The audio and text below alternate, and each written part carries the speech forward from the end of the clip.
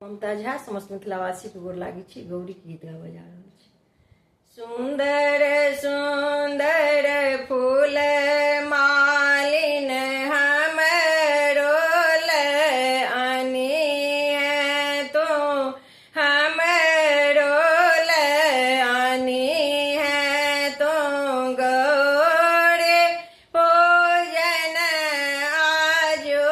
जेबै गे मलिनिया से गिरजा पूजन आजो जेबै गे मलिनिया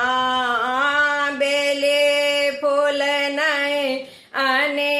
हैं चामेले फूल नहीं आने हैं चामेले फूल नहीं आने हैं से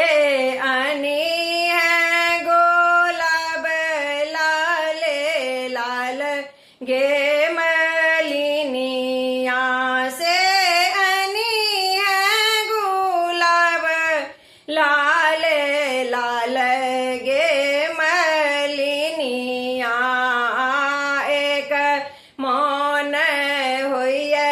मालिन तोरे संगे जय ताऊं तोरे संगे जय ताऊं देखता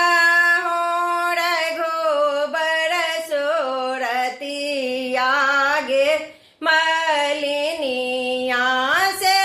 देखता हूँ रघुबर सोरतिया गे मलिनिया